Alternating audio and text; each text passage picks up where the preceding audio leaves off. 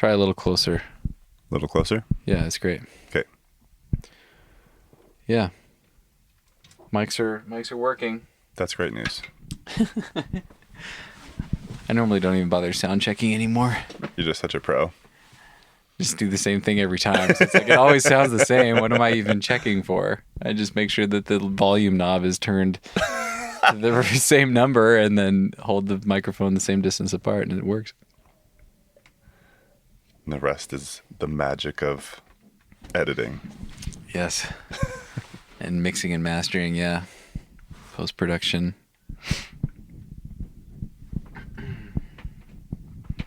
Well, I'll let you lead off. I don't have much of a plan this time, William. It's good to see you again, man. Yeah, you too. This has been really fun. I think you are maybe the only guest that I've drank alcohol with while recording a podcast. You're certainly the only guest I've drank alcohol with twice. Recording podcasts. So yeah, thanks for the whiskey. For sure. So you and I have been trying to do this for probably 8 months now. It's been a minute. It's been a few minutes. And I think I reached out to you for a follow-up because I really wanted to hear about this sailing trip that you did. And Yes. At this point, it's almost a year in the past. That's crazy that it's been so long. It feels like it was a month or two ago. But COVID times, yeah, it's been... I suppose I went to Seattle to kind of prep for that trip a little over a year ago. Yeah, it was like end of April, beginning of May. And then we left. So we've got not quite. We left June 27th or 28th. Okay. And we spent all of June prepping the boat. Got you. Yeah. What'd you do? What was the plan? And how did it come about? The plan, okay, Or so... where did the idea come from, I guess? Yeah, so I started sailing as a kid at Boy Scout camp. They had these little sunfish or starfish or something, I don't even remember the name. And it was like a 2-person boat, and you just rip across the lakes of northern Wisconsin. And then moved out to Oregon, Washington in my adulthood, and through circumstance and work and luck came to be good friends with a boat captain, Captain Eric. And he and I went on a lot of weekend trips in the Puget Sound, and something that had always intrigued me was going beyond the sight of the Seattle skyline. And so, one night, probably over a glass of whiskey, Captain Eric and I are chatting about... Captain Eric and you. Or chatting about the idea of maybe doing a more proper sail. And to me, the idea of what a more proper sail meant was something like cross an ocean. And it was actually supposed to be we started talking about this 2 or 3 years ago. It was supposed to be a this year plan. And then February, March of last year, the world starts to shut down due to COVID. And I sent him a text message and said, hey, what if we went this year? Well, everybody else is staying at home. We can stay at home on a boat. Yeah. Socially distance ourselves a few thousand miles from anybody. Yeah. So that's cool. So yeah, we kind of decided, yes, we're doing it in April, started getting gear and supplies ready in May. We prepped the boat for a month in June and left at the end of the month. So it was a pretty quick turnaround from that initial text message. I should screenshot that. I should go back before it gets deleted and screenshot that text message. Hey, so what do you think about sailing this year? Because I think he said, let me think about it. And then the next day, yeah, let's do it. Nice.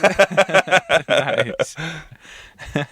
So when I asked you about it the other night, you said something interesting, and I don't remember exactly how you said it, but you more or less said that this trip is one of the most significant, or what's a better word than significant?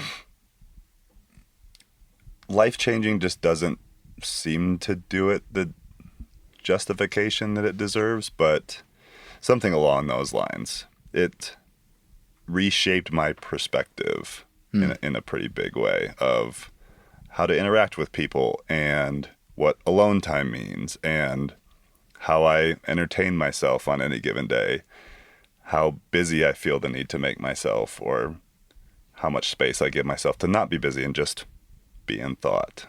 And I read a lot, which was great. Yeah. Yeah. Is that what you were hoping to get out of it?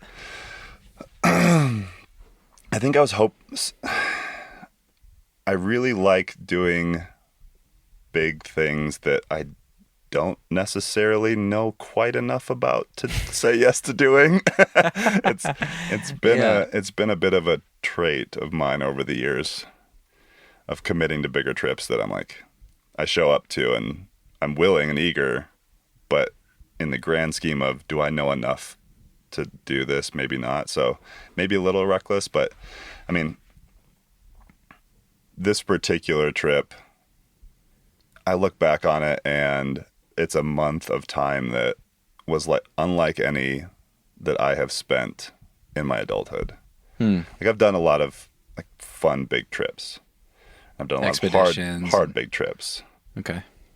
Whether it be, you know, skiing, climbing, mountain, water related, any of those types of things. I've spent time doing things that were difficult and fun and took a long time. But this one was all of those things, but mixed with this like level of simplicity plus level of solitude plus consistency that you don't really get that in modern tech America. You know, tech forward careers. Like, I mean, I'm on my computer every day for work. Sure. I'm on my phone every day for work. All of a sudden, those two things don't have any use when you're out to sea. So it just like reshaped how I did life in a pretty meaningful way. And I'm used to living in a small space. So actually going to the boat was a nice increase in that's funny. Size of how much living room I have. Yeah. But I mean, it was still such a tiny little area for the two of us that, yeah, like I said, it was definitely one of the most impactful trips of my adult life. So describe just the scene and setting and logistics of the trip a little bit. So it was just two of you and Eric, sailing on a whatever size sailboat. It's a 1976, and I'm sorry, Captain Eric, if I misquoted the year, but I think it's a 1976 32-foot west sail. Okay. And her name was Valella. Valella. It's oh shoot. It's not a squid, a jellyfish. Okay. A jellyfish that has a sail, and so it will position its fin so that it to catch currents. And stuff? to better travel across the ocean. Wow. Yeah. That's cool. We actually saw some, which was crazy. Once we got to Hawaii, we saw some Valellas. Or actually, no, out at sea. That's where they were. Like, how did they get aboard? I think maybe we were like dunking water to like rinse off. But yeah, there was a couple times where we saw little Valellas, and that was super cool. That is cool. Yeah, kind of like a little omen of you're in the right place. Yeah. So you left Seattle to sail to Hawaii. Yeah. And how long did it take? Official start to finish time, I believe, was 25 days. Okay. Yeah. 25 days start to finish. That's a lot of time. It was. No cell phone service. Yeah. No internet. Yeah. We had a sat phone. Just two of you. We had a sat phone so we could say, "Hey fam, we're still kicking." And yeah, just the two of us. Which was both great and interesting in its own right. You know, spending that amount of time with one other person, dedicated, like no breaks, nobody else to talk to. Yeah. No other, no even like getting away. I mean, had kind of differing sleep schedules. You know, a lot of time one person would be up on deck reading and the other person would go down and catch a nap. So it's not like we were sitting side by side holding hands the whole time. But it was really nice to just like sit there together and in silence and just knowing that someone else was there if something went wrong. Yeah. Can you describe a day in the life on the boat? So I've had a lot of conversations about the sailing trip, and there's a few things that have come up pretty consistently that I think people don't think about. So I'll go through a few of those and then I'll describe a day in the life. Perfect. Yeah. One, once you're away from shore, there's no stopping the boat. I mean, you can slow the boat down, but there's always going to be some wind current or ocean current moving the boat. So the boat doesn't stop moving ever. And realistically, if you're trying to get somewhere far away, you don't want the boat to stop. Someone asked me, well, where did you anchor? And I thought it was a pretty wild question because now I'm more familiar with sailing, but like, I guess it's a normal thought that you could just stop anywhere between here and there and hang out for a little bit, but that's not the case. You just, the boat's sailing sun up to sundown and all through the night.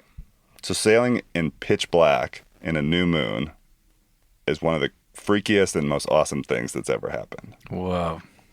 So that like, and even through the month of being gone, day to day changed because new moon day to day was very different than full moon day to day.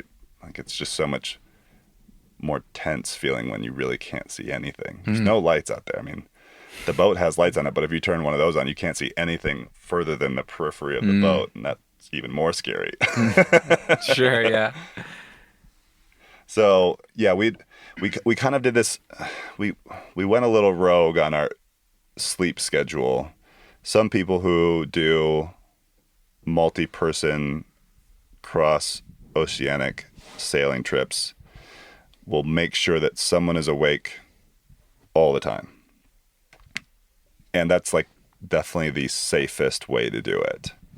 But we were really, really struggling with feeling like we were getting enough sleep. So we would end up doing was kind of like an alternating sleep schedule where sometimes we would both be asleep for like maybe upwards of 30 minutes or 45 minutes. And then one of us on an alternating schedule would be awake for 15 to 20 minutes through the middle of the night, because once it got dark out, it was really hard to truly like keep yourself up and motivated to just paying attention to everything on the boat. Yeah. What are you doing during those 15 minutes? Just checking things?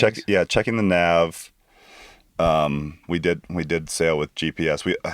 Captain Eric was trying to teach me how to do celestial navigation, and it just like didn't stick. I tried, and it was just a little too much for me to wrap my head around while we were out there. What were the stars like when you were out there? Insane.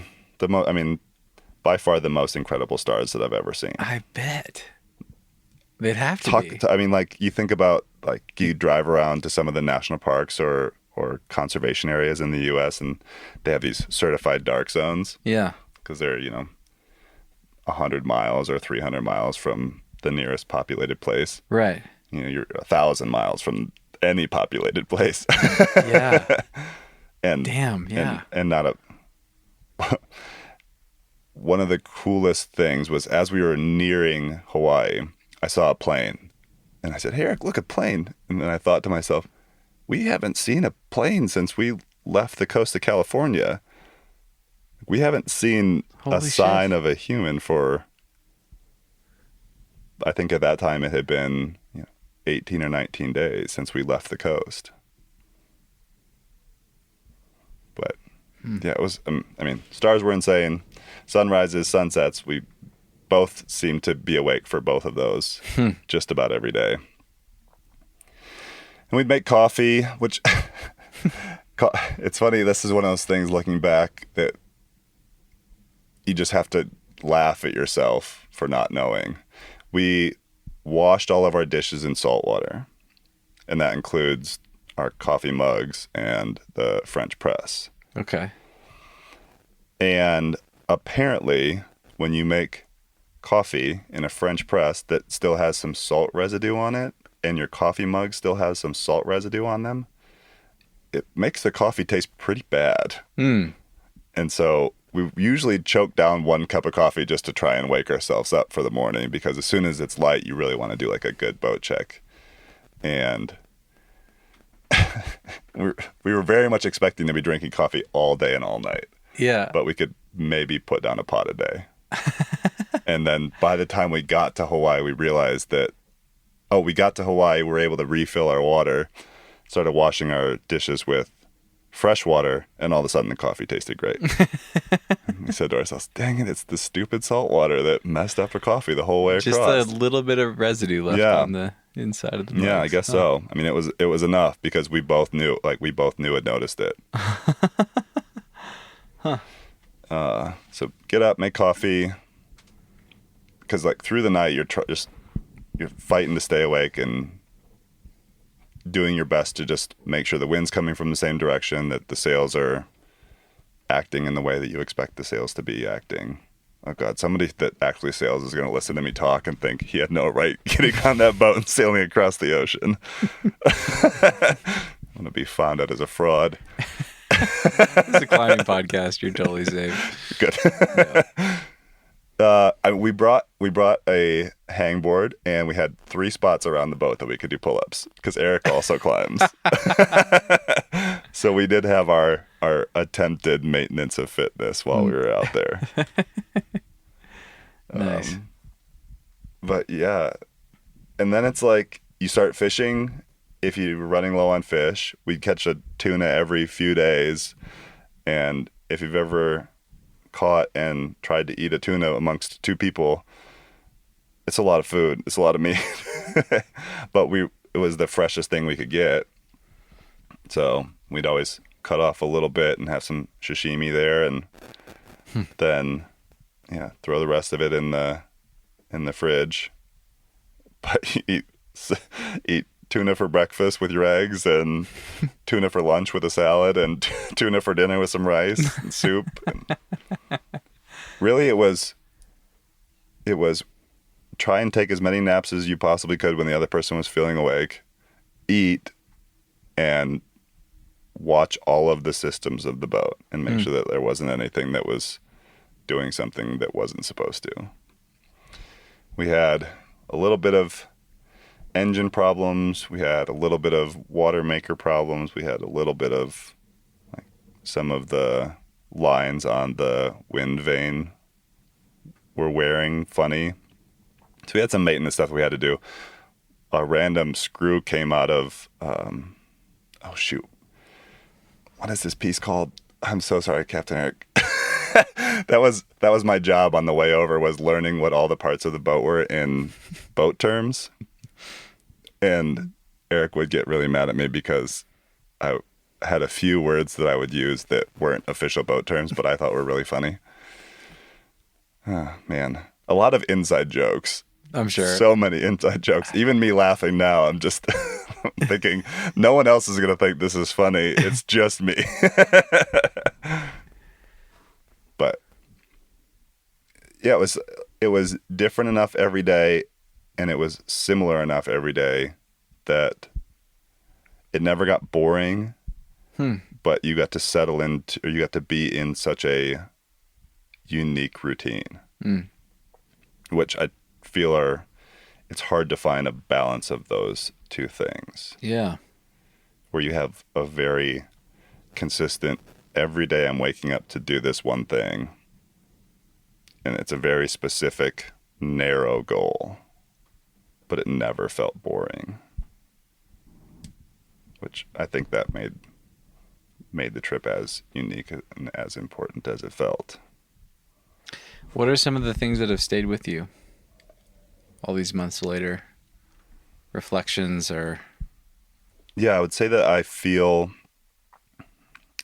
more aware of my presence. I'm not always able to maintain it as well as I want to, or as easy as it was on the boat. But I definitely know when I'm doing something that feels like I'm right there. Okay. More self-aware of when you're being present. Mm-hmm. Yeah. And I know it when I'm climbing. I know it when I'm skiing. And I knew it for a longer period of time than I've ever really felt it when I was on the boat. And I definitely notice when I'm out of cell phone service, and I love it a lot more than I maybe used to. Just not having any ability to be contacted. Yeah. Feels better. Yeah, now. that's really interesting, and that's such a unique experience in today's day and age to Mm-hmm. go that many days without any access. Mm-hmm. What was it like coming back into the world that we live in, and how has your interaction with email, social media, Yeah. like how's that stuff shifted since? I would say that I don't do any of it as much as I used to. My family would be very aware, or would tell you that they're very aware of how much harder it is to get a hold of me. Okay. Just because I don't respond as quickly. I am not on social media nearly as much. Emails, I still get caught up in. I mean, it's work, so I feel like that's one of those things where, as much as I want to turn it off, and I can for, my fair share of time, but I haven't fully disconnected. So being present is a big one of a takeaway. Oh, your question, I forgot. Your question was, how was reacclimating? We landed in Hawaii, and Eric only had a few months off of work. He took a leave of absence, again, due to COVID. So he had to get back to Seattle. So he was in Hawaii with me for a little under a month. But once I got there, I kind of just decided that I was going to stay for a while. We had a pretty unique opportunity of landing there and not having to do the 14-day mandatory quarantine. The state of Hawaii declared that if you arrived by vessel, self-propelled vessel, or I don't know, there was some rule that basically said, we know you've been away from people for more than 14 days. We're going to let you come on shore and come be a part of Hawaii. And at that time, you could go island to island. Eventually, that ended up changing as the cases in Hawaii rose, where you couldn't travel between islands anymore. But at the time that we landed, we could go between islands. So we sailed around a few of the different islands while we were there.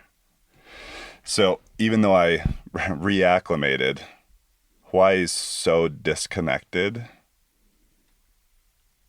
physically, and also I think just people's sense of connectedness to the mainland, the people that live there's connectedness to the mainland is pretty low. So I was able to kind of ride that wave of still feeling like I'm just here. I'm just in this island, in this little island chain with the people that I'm with, doing whatever it is that we're doing.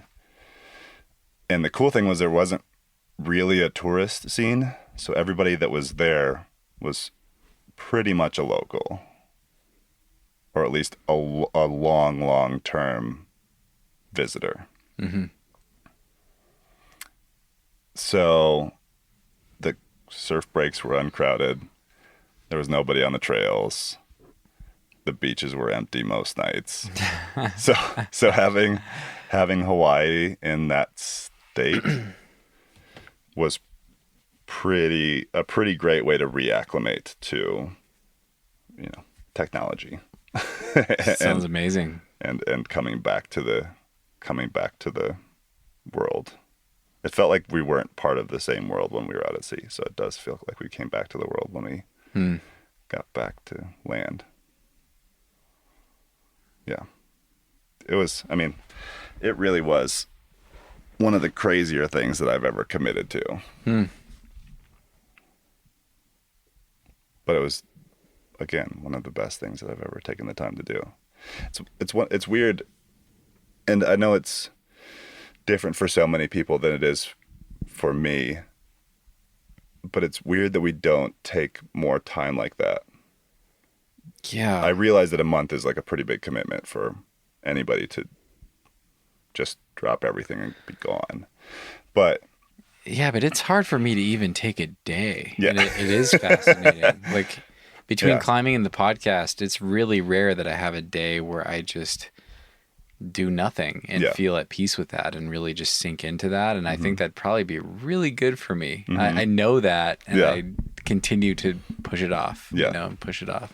it's hard to think that the stillness is progress.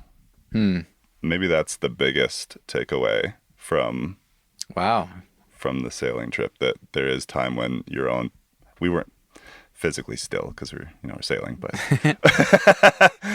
but the forced stillness of mind, the forced stillness of, you can't just go to the store or go visit your friends or Answer an email. go to the climbing gym, go for a run, like whatever it is that you do to kind of keep busy. Most of those options don't exist. Yeah.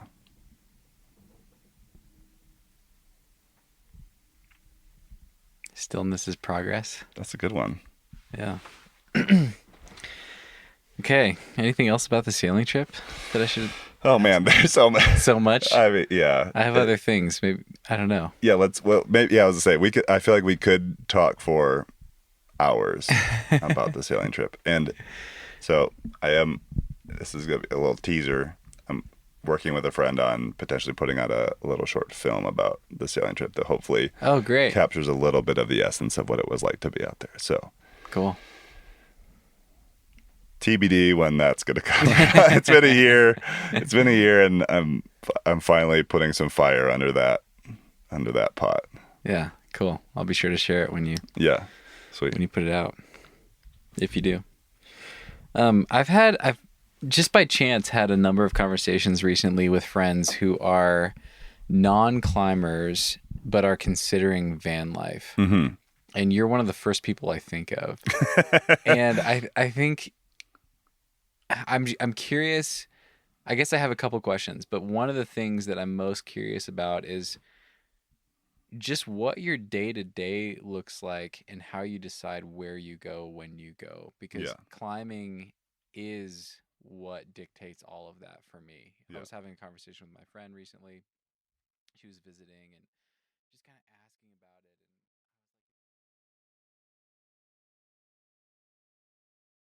Hey, friends. I hope you enjoyed that teaser of my follow-up with William Woodward. This was the first follow-up I've recorded in person, which was really fun. We parked our vans next to each other out in the Utah hills near St. George, and we stayed up late and drank a little too much whiskey and had a really good time. So what you just heard in this free teaser was the first third of our conversation, roughly, a little less than that actually. And in this case, you'll get about an hour and 10 more minutes that you haven't heard.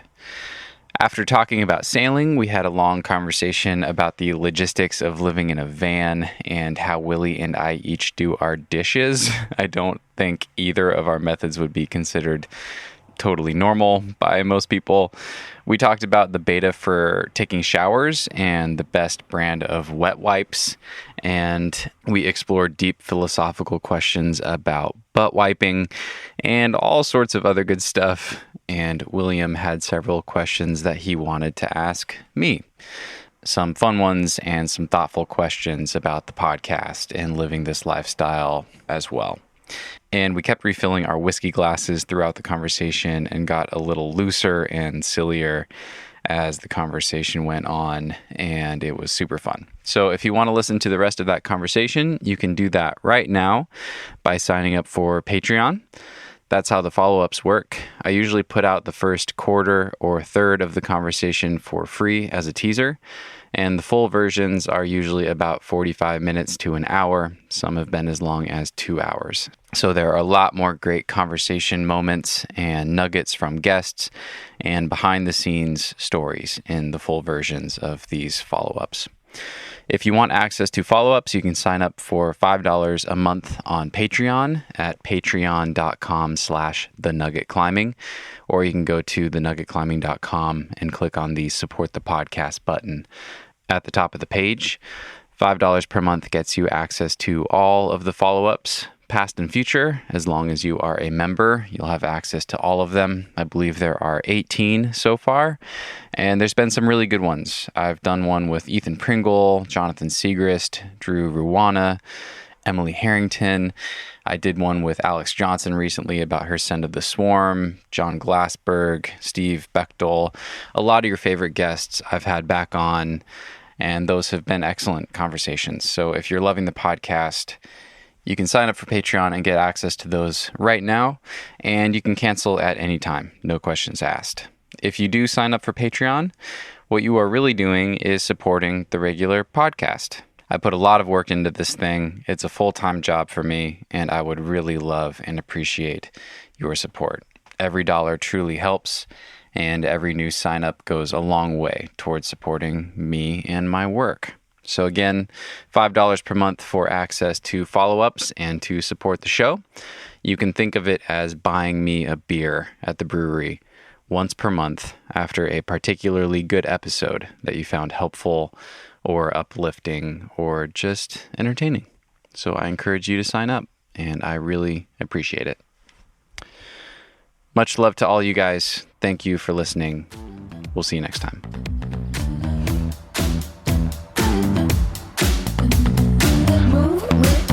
Shake it up, stop when the clock hits 13. Sing 1, 2, 3, 4.